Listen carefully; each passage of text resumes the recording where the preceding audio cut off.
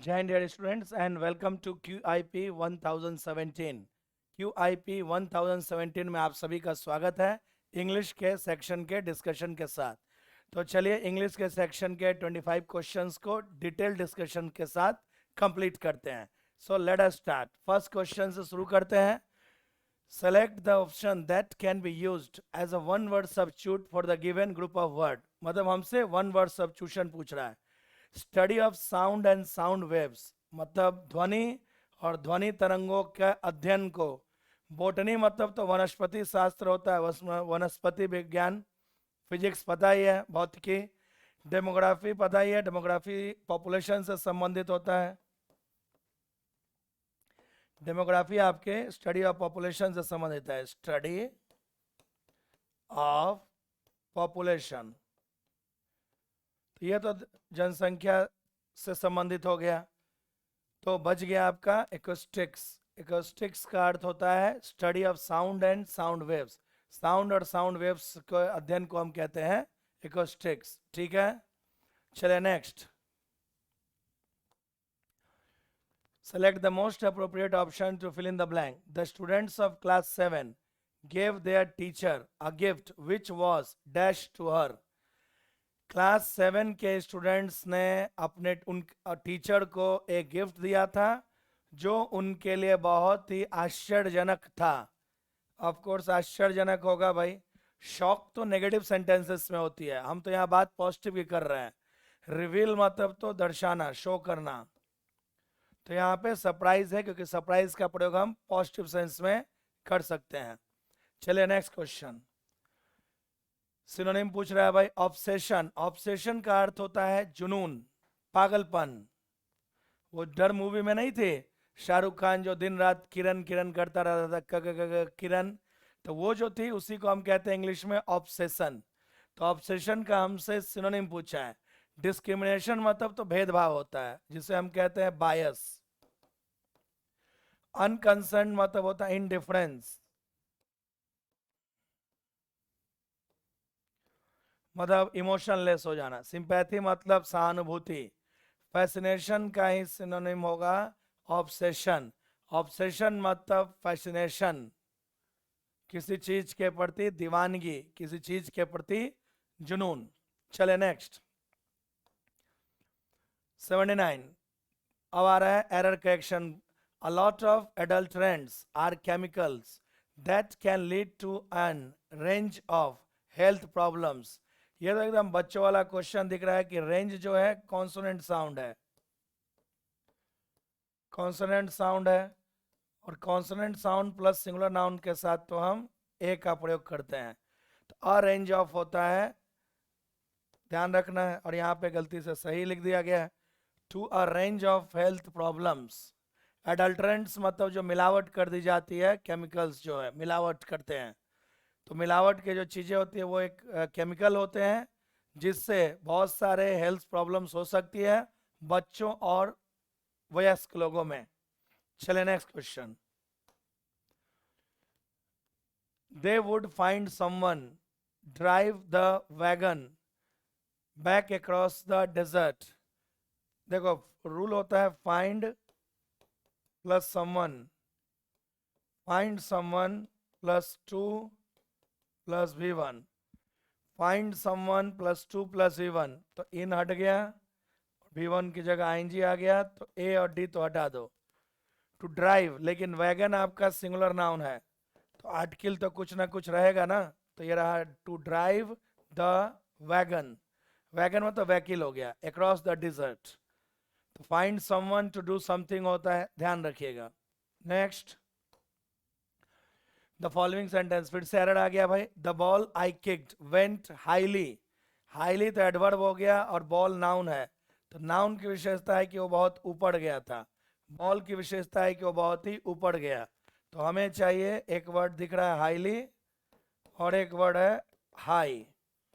Highly होता है आपका एडवर्ब, हाई का प्रयोग एडजेक्टिव के रूप में भी कर सकते हैं। हाई एडवर्ब में भी हो सकता है बट एडजेक्टिव भी होता है। तो बॉल नाउन है और नाउन की क्वालिटी एडजेक्टिव बताता है, ना कि एडवर्ब। तो went high in the sky. वह बॉल जिसे मैंने किक किया था वह आकाश में ऊंचा गया था। वह बॉल जिसे मैंने किक किया था वह आकाश में ऊंचा गया था। नेक्स्ट, फिलर आ गया भाई, इडियम से फिल करो। Rajat is known for his notorious nature, he will be friendly to your face but likes. Rajat जो है अपने कुख्यात स्वभाव के लिए जाना जाता है।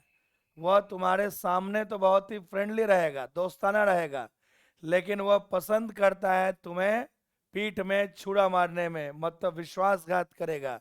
तो stab you in the back मतलब टू डिसीव समवन, किसी को धोखा दे देना। किसी के पीठ में छुरा मारना मतलब किसी से विश्वासघात करना, धोखा दे देना। तो रजत जो है अपने कुख्यात नेचर के लिए जाना जाता है। वह तुम्हारे सामने तो मतलब बहुत ही दोस्ताना बना रहेगा, फ्रेंडली रहेगा, लेकिन वह तुम्हारे पीठ में छुरा घोप देगा, मतलब धोखा दे देगा। नेक्स्ट, इडियम का मीनिंग पूछ रहा है, barking up the wrong tree. Barking up the wrong tree का अर्थ होता है मतलब गलत जगह समस्या का समाधान खोजना। To find the solution at a wrong place, to find the solution, to find the solution at a wrong place, उसी को हम कहते हैं barking up the wrong tree। अब जैसे कि किसी बच्चे का इंग्लिश में नंबर कम आ रहा है और उसमें गलतियां वो हमेशा क्लोज टेस्ट में कर रहा है, और वो क्या कर रहा है, डेली डेली एरर और वोकैब लर्न कर रहा है। अरे भैया, you are barking up the wrong tree. जब गलती क्लोज टेस्ट में हो रही है तो उसका समाधान क्लोज टेस्ट में मिलेगा, ना कि एरर और वोकैब करने से। तो आपको क्लोज टेस्ट करना होगा। तो मतलब है गलत जगह समस्या का समाधान खोजना। अब आंखों में दर्द है, अब वो चेस्ट के डॉक्टर के पास चला गया, तो भाई आंखों के डॉक्टर के पास जाओगे ना या चेस्ट के डॉक्टर के पास जाओगे? तो इसीलिए यहाँ पे होना चाहिए to be mistaken to be looking for solution in the wrong place. गलत जगह पे मतलब जो है समाधान खोजना, answer D. Next, one word substitution पूछ रहा है भाई, a creature which depends on others. एक परजीवी, वह प्राणी जो दूसरों पर निर्भर करता है, जिसे हम कहते हैं इंग्लिश में परजीवी, जिसे इंग्लिश में कहा जाता है पैरासाइट। पैरासाइट, आज सीजल मेंस का भी करा रहा था तो उसमें ये पैरासाइट वर्ड आया था। माइक्रोब मतलब तो जो बैक्टीरिया वायरस होते हैं उन सबको माइक्रोब कहते हैं। माइक्रोब मतलब बैक्टीरिया वायरस और सारे जो ऑर्गेनिज्म होते हैं उन सबको हम माइक्रोब्स ही कहते हैं। जीवाश्म टाइप के जो होते हैं उन्हें माइक्रोब कहते हैं।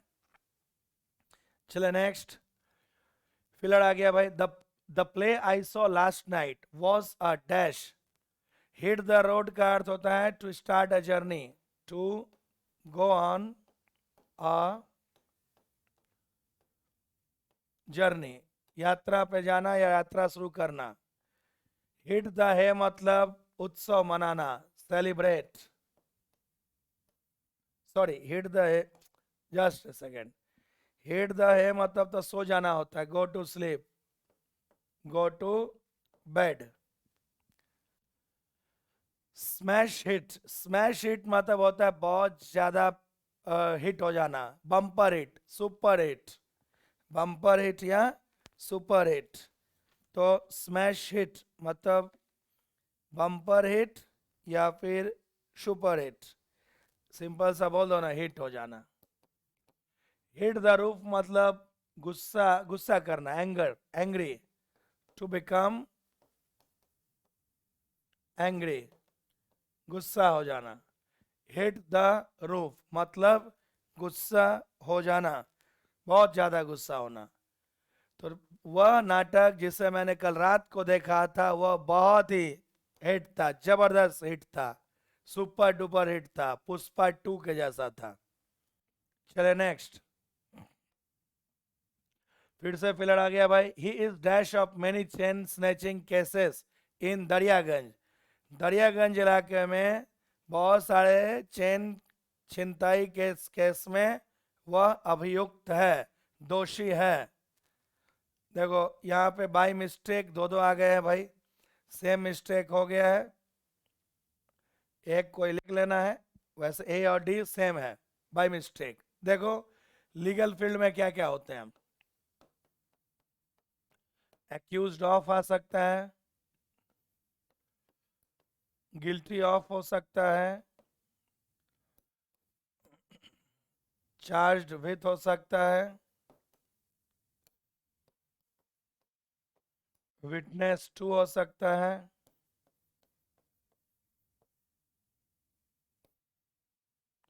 लेवल्ड अगेंस्ट हो सकता है। ये सभी कानूनी भाषा में यूज किए जाते हैं। एक्यूज्ड ऑफ दोषी, गिल्टी ऑफ दोषी, विटनेस चार्ज विथ इल्जाम लगाना, दोष लगाना, विटनेस टू गवाह होना, लेवल्ड अगेंस्ट मतलब दोष लगाना। तो एक्यूज्ड ऑफ होना चाहिए, क्योंकि देखो ऑफ यहाँ पे लिखा हुआ है और एक्यूज्ड होगा। वैसे ये भी गलती से स्पेलिंग सही है इसका भी। नेक्स्ट, अब आइए, अब आते हैं फिर से एरर पे। Despite the setbacks and obstacles we faced, our team rallied together and achieved our goals,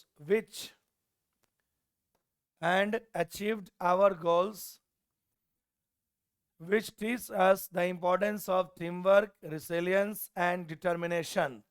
देखो सिंपल सा पास्ट इंडेफिनिट का रूल है कि generally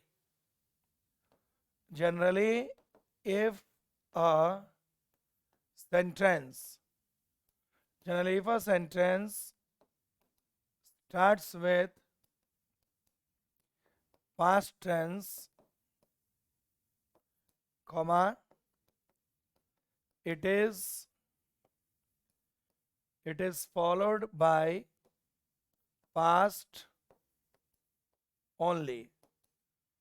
रूल ये हो गया कि सामान्यतः यदि किसी वाक्य की शुरुआत पास्ट टेंस से हो तो आगे भी वह पास्ट में रहेगा। वी फेस, देखो यहाँ पे पास्ट में चल रहा है भाई, सेकेंड फॉर्म है, पास्ट हो गया।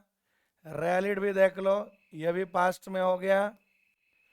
अचीव्ड भी हो गया आपका पास्ट में। तो ये अचानक प्रेजेंट क्या कर रहा है भाई, तो टीच का सेकेंड फॉर्म टॉट करिए, तभी जाके वो पास्ट बन जाएगा। तो भले ही निराशा और बाधाओं के बावजूद जो हमने फेस किया था, हमारी टीम जो आगे बढ़ी और अपने उद्देश्य को प्राप्त किया, जो हमें यह दिखाता है महत्व टीम वर्क के। तो पास्ट है तो जनरली आगे भी वह पास्ट में ही रहेगा। नेक्स्ट, स्पेलिंग बताना है भाई। क्वेश्चनायर, QUESTIONNAIRE, इसमें दो दो सही दिख रहे हैं भाई। ये तो चलो डबल आर करके गलती कर दिया है, यहाँ डबल ई करके गलती कर दिया है। ये ए और बी, QUSTIONNAIRE, QUSTIO, ये बाय मिस्टेक दोनों सेम लिखा गया है। अब इसमें एक को हटा लेते हैं, सिंगल एन को हटा दो तो ये गलत हो जाएगा। अब आ गया questionnaire.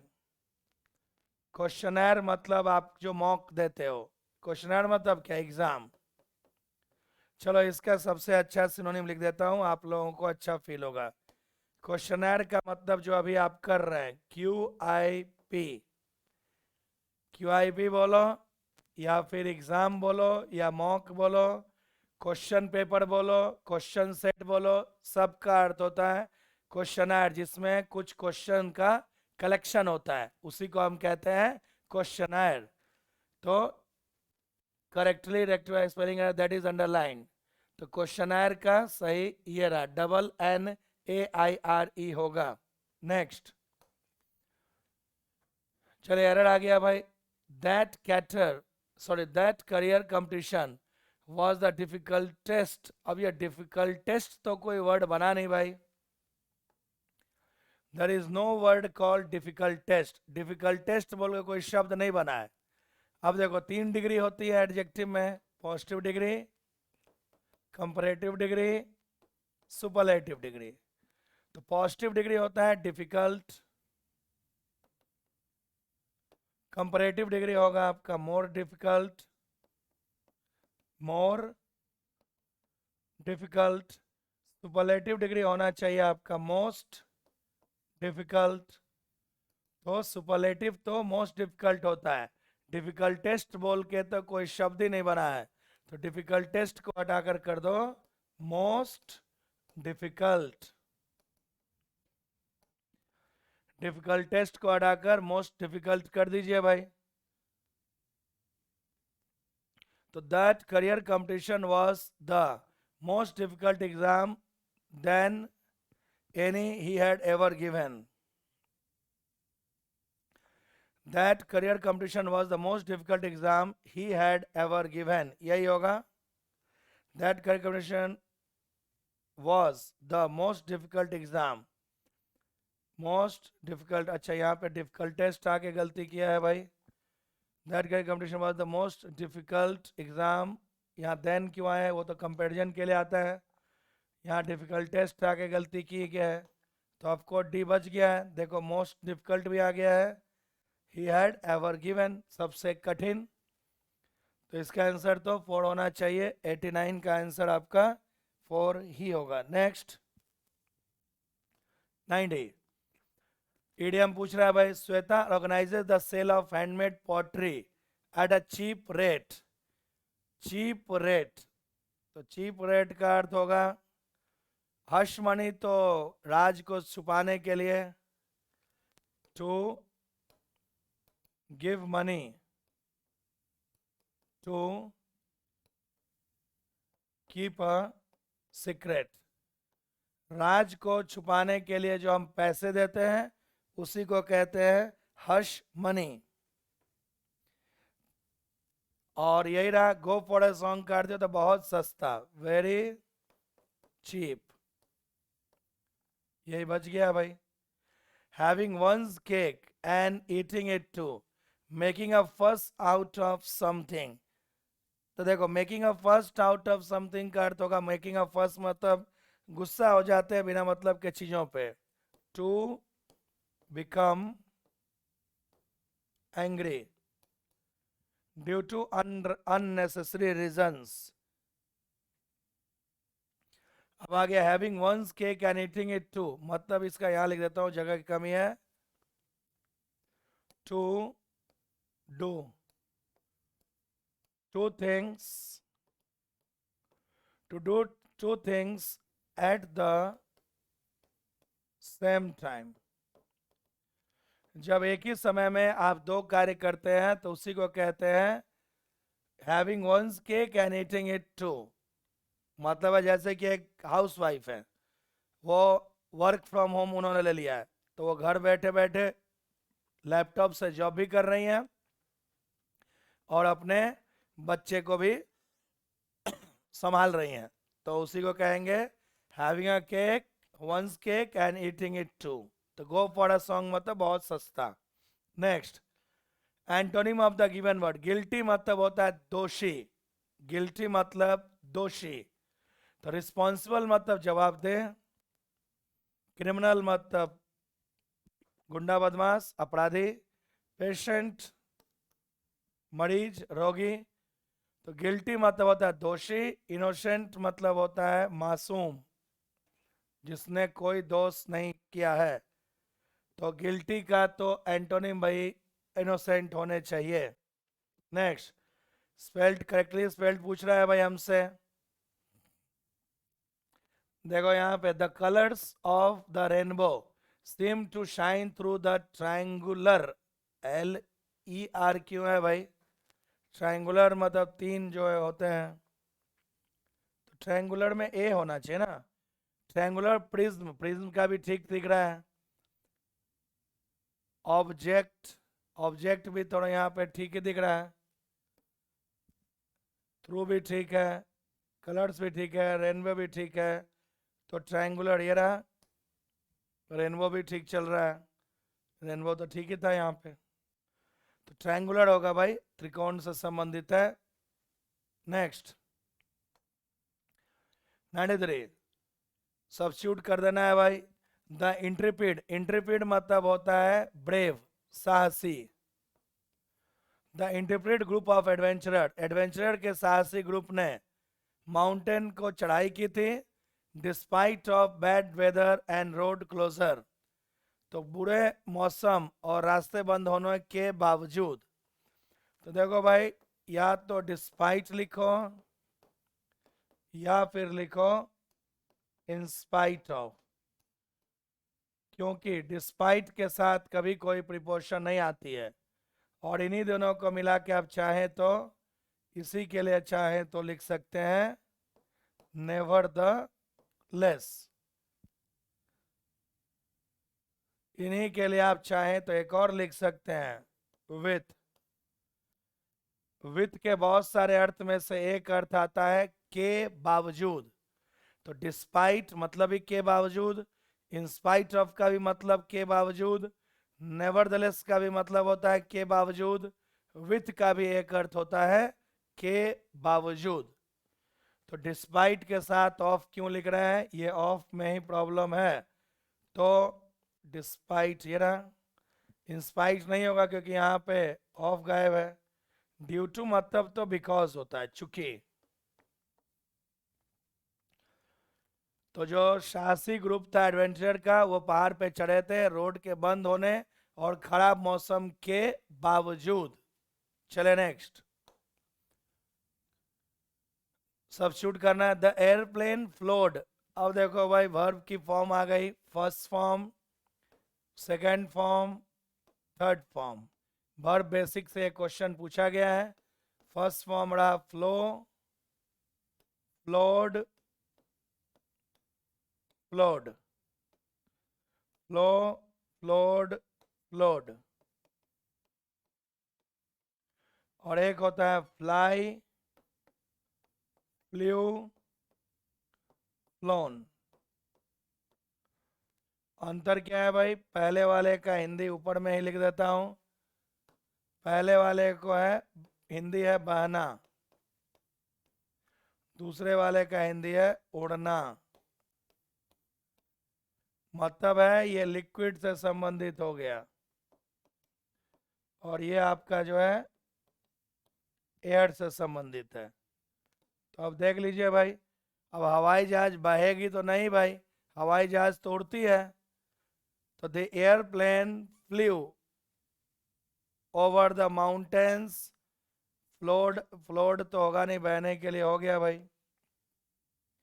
The airplane fluid over the mountains, पहाड़ों के ऊपर से उड़ता हुआ चला गया था और उसने पैसेंजर को बहुत ही शानदार दृश्य और बहुत ही शानदार पहाड़ के चोटियों को नीचे देखने का मौका दिया। तो फ्लो ओवर, किसी चीज के ऊपर से उड़ के निकल जाना। तो इसीलिए भाई बियॉन्ड नहीं, पहाड़ के उस पार उड़ के गया नहीं, पहाड़ के ऊपर से उड़ के गया। ठीक है, चले नेक्स्ट। 95 एंटोनिम पूछा है भाई, स्कैस्टी मतलब होता है एंटोनिम, स्कैस्टी मतलब तो हैप्पीनेस होता है, खुशी। यूफोरिया मतलब ही वही होता है भाई, हैप्पीनेस, ये तो सिनोनिम हो गया। कोयर्स मतलब होता है रफ, खुरदरा। डिस्पेयर का एक अर्थ होता है उदासी। तो स्कैस्टी का एंटोनिम तो भाई डिस्पेयर होगा क्योंकि बाकी सब तो कोई लेना देना नहीं है उससे। चलो नेक्स्ट क्वेश्चन। अच्छा आपका आ गया close test. As a boy I was always exploring lonely places, मतलब जब मैं लड़का था तो मैं हमेशा ही अलग, मतलब जो एकांत जगहों का खोज करता रहता था। उन जगहों जो गार्डन, जो बगीचे नेग्लेक्टेड थे, जो बगीचे, फल के बगीचे कोई ध्यान नहीं देता था, वे घर जहाँ पे कोई नहीं रहते थे, और झाड़ियों के वो जगह जहाँ पे वेस्टलैंड थे, फील्ड आउटसाइड द टाउन, शहर के बाहर के जो ग्राउंड थे वहाँ पे घूमता रहता था। The fringes of the forest, the fringes of the forest, fringes मतलब हो गया आपका, क्या बोलेंगे, जंगल के जो बॉर्डर है, बाउंड्री, एज। फ्रिंज मतलब क्या होगा, फ्रिंज मतलब होगा बॉर्डर लिख दो भाई, सीधा सा आसान रहेगा। फॉरेस्ट के बॉर्डर के पास भी मैं घूमता रहता था नए नए जगह। On one of my ramble, ramble मतलब तो चलना होता है भाई, वॉक। जब मैं एक वॉक कर रहा था, dash the bungalow, bungalow, bungalow, bungalow क्या है भाई ऑप्शन में? बंगलो के पहले माध्यम से, बाई डिंट ऑफ मतलब बाई मीन्स ऑफ, बंगले के माध्यम से तो होगा नहीं, बंगले के नीचे तो जाओगे नहीं चल के, बंगले के पीछे चल सकते हो। जब मैं बंगले के पीछे से होके गुजर रहा था, walking through behind the bungalow, I pushed my way through a thicket of lantana bushes. तो वहां पे जो एक झाड़ी थी उससे होके गुजरा, and stumbled over a thick stone slab, और एक मोटा जो पत्थर का जो स्लैब था वहां पे मेरा पांव लड़खड़ा गया। स्टम्बल मतलब लड़खड़ा जाना, मतलब नहीं पैर ऐसे ऐसे हो गया, तो उसी को कहते हैं लड़खड़ा जाना। और मेरा पांव जो है लड़खड़ा गया, वहां पे एक पत्थर का स्लैब रखा हुआ था। Twisting my ankle slightly as I fell, और जब मैं गिरा लड़खड़ा के तो मेरा जो एंकल है वो ट्विस्ट हो गया, मतलब थोड़ा सा मुड़ गया। मतलब चल रहे थे ऐसे लड़खड़ा गए तो पैर भी थोड़ा सा, एंकल जो था नीचे का वो मुड़ गया, थोड़ा सा मुड़ गया। फॉर सम टाइम, कुछ समय के लिए, कुछ क्षण के लिए मैं घास से बैठ गया और अपने पाँव का मसाज करने लगा। नहीं दर्द करने लगता था, पैर को थोड़ा सा हाथ से दबा दिया जहां पे मुड़ गया था। When the pain eased, जब दर्द कम हो गया था, I looked more dash at the stone slab, तब मैंने उस स्टोन पत्थर के स्लैब को बहुत ही नजदीक से जाके देखा। अब देखने के लिए खाली होगा नहीं, कानूनी रूप से देखोगे नहीं, स्पष्ट रूप से देखोगे नहीं, नजदीक जाके देखोगे। फ्रेंकली मतलब कैंडिडली, जो कैंडिड होते हैं, जो कोई भी बात मन में नहीं रखते हैं, बोल देते हैं। तो मैं नजदीक जाके उस पत्थर के स्लैब को देखा। ठीक है भाई। एंड वॉज सरप्राइज, और मुझे आश्चर्य हुआ जब मैंने यह पाया कि वह एक कब्र थी, कब्र का पत्थर था। It was almost entirely covered by ivy, वह जो है लगभग पूरी तरह से आईवी से कवर था। आईवी मतलब एक पेड़ जैसा होगा, आईवी मतलब प्लांट लिख दो, आईवी मतलब प्लांट, वो लगभग उस आईवी प्लांट से कवर था।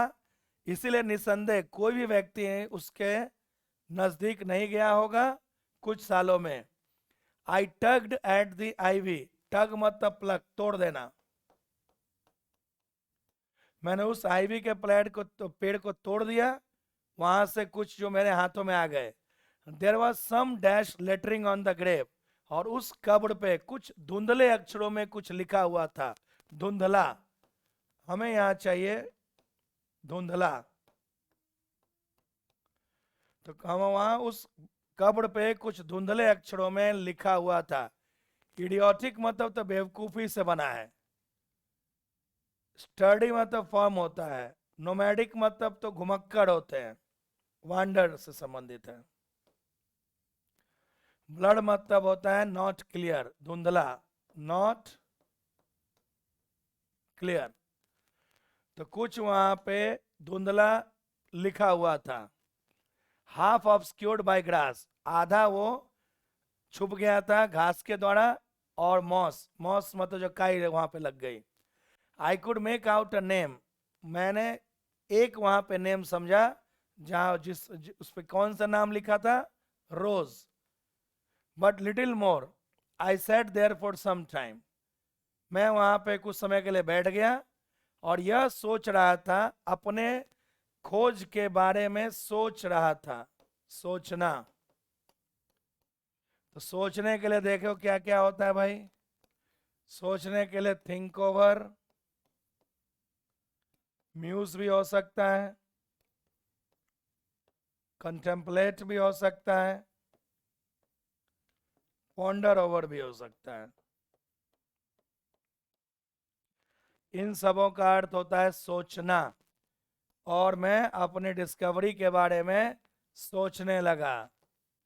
तो पॉन्डर ओवर का अर्थ होता है सोचना या विचार करना। तो मैं अपने खोज के बारे में सोचने लगा वहां बैठ के। मैं यह सोचने लगा, आई वॉज वंडरिंग, वंडर मतलब थिंकिंग, आश्चर्य नहीं है, यहाँ पे थिंक की बात है। मैं यह सोच रहा था क्यों रोज शुड हैव बीन बरीड, क्यों जो रोज व्यक्ति है वहां पर इतना एकांत में दफनाया गया था, जहां पर where there was a dash not far away, जबकि वहां पास में ही एक कब्रिस्तान थी। तो क्यों रोज को इस अनजान जगह पे दफनाया गया जबकि पास में ही एक कब्रिस्तान है। तो कब्रिस्तान, पास में ही एक कब्रिस्तान है, बरी मतलब दफनाया गया है तो कब्रिस्तान होगा। तो कब्रिस्तान देख लो भाई, कहाँ है कब्रिस्तान। डॉर्मेट्री मतलब तो हो गया आपका लार्ज बेडरूम। डॉर्मेट्री मतलब a large bedroom with so many beds. Dormitory मतलब बहुत बड़ा बेडरूम होता है जहाँ पे ढेर सारे बेड लगे होते हैं, जैसे लोग अपना सो सके। जानले नहीं होता, होटल महंगा होता है तो लोग क्या करते हैं, डॉर्मेट्री में बेड ले लेते हैं। उससे क्या होता है कि जस्ट लाइक हॉल जैसा रहता है, उसमें 20-30 चौकी लगे होते हैं, उस पर एक चौकी मिल जाएगा आपको, आप सो जाओ, और एक कॉमन बाथरूम होगी, टॉयलेट होगा। इससे क्या होता है कि वहाँ सस्ता पड़ता है, और होटल का रूम लोगे तो भाई थोड़ा महंगा पड़ेगा। सेंचुरी मतलब a protected place, a protected place for shelter, पनाहगार। सेंचुरी मतलब जो संरक्षित इलाका होता है लोगों के लिए या फिर पक्षियों, पशु पक्षियों के लिए। KENNEL, कैनल, कैनल मतलब होता है, क्या बोलेंगे इसे, कुत्तों का घर बोलिए। और shelter for dog, dog house लिख देते हैं आम भाषा में, कुत्ते का घर, डॉग हाउस। अब यहाँ पे डॉग में अपस्ट्रॉफी मत सोचना, नाम है उसका डॉग हाउस। ये मत कहना कि डॉग्स हाउस, कुत्तों का घर, नहीं नहीं, डॉग हाउस एक नेम होता है। तो बच गया भाई है कि सेमेट्री मतलब होता है कब्रिस्तान। तो मैं वहां पे उसके कब्र के पास बैठ के यह सोचने लगा क्यों रोज बेचारी को यहाँ अकेले में दफनाया गया जब बगल में एक कब्रिस्तान था। तो भाई किसी ने रोज को निपटा दिया होगा और वहीं पे दफना दिया होगा, ये हो सकता है, कहानी में ये हो सकता है, या कुछ ट्विस्ट हो।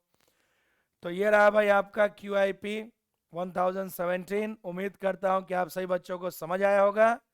तो मिलते हैं ठीक रात के 12 बजे, आज अभी आधे घंटे बाद, वर्ब एडवांस के बेहतरीन क्वेश्चन की प्रैक्टिस के साथ। तब तक के लिए जय हिंद एंड टेक केयर।